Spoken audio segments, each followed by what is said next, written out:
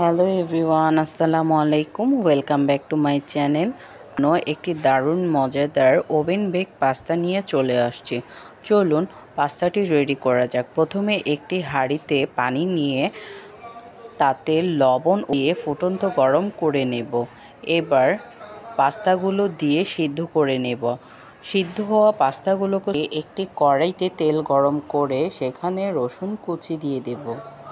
তাতে পেঁয়াজ কুচি, গাজর কুচি, বরবটি কুচি, কাঁচি সবগুলো উপকরণ একসাথে মিক্স করে ভাজা ভাজা করে নেব। এবার সামান্য লবণ ও টেস্টে নেব। আর সবগুলো উপকরণের সাথে tomato sauce, fish sauce, soya sauce, Maggi sauce add করে সব কুচিকে ভালো করে মিক্স করে নেব। এবার সিদ্ধ করা মাংসগুলো আমি এখানে আগে সিদ্ধ করে রেখে লবণ ও সামান্য হলুদ দিয়ে ওই মাংসগুলোকে এবার ছেড়ে সবজিগুলোর সাথে মিক্স করে গোলমরিচ গুঁড়ো ও শুকনো মরিচের গুঁড়ো দিয়ে ভালো করে সবজিগুলোর সাথে মিক্স করে নেব।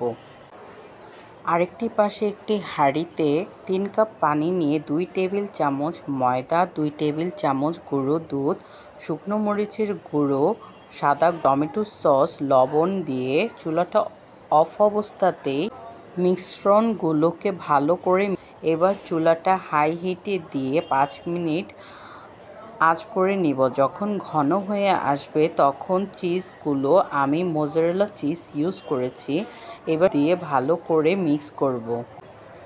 সিদ্ধ করে রাখা পাস্তা ও সবজির উপকরণগুলো করে মিক্স করে নিয়ে সাইডে করে রাখবো। এই অবস্থায় আমি ওভেনটাকে প্রিহিট করে রাখছি ও আরেকটি বাটিতে টমেটো সস নিয়ে সমগ্র পাস্তাগুলোকে এবার সাজিয়ে নিয়ে উপরে টমেটো সস ও মোজারেলা চিজগুলো দিয়ে ছড়িয়ে দিই পাস্তা। এবার ওভেনের মধ্যে পাস্তাটি দিয়ে দিলাম 20 মিনিটের জন্য। 20 মিনিট পর পাস্তাটি গেল দারুণ মজাদার ওভেন বেক পাস্তা। ভিডিওটি দেখার পর সাবস্ক্রাইব করতে ভুলবেন না। ধন্যবাদ সবাইকে।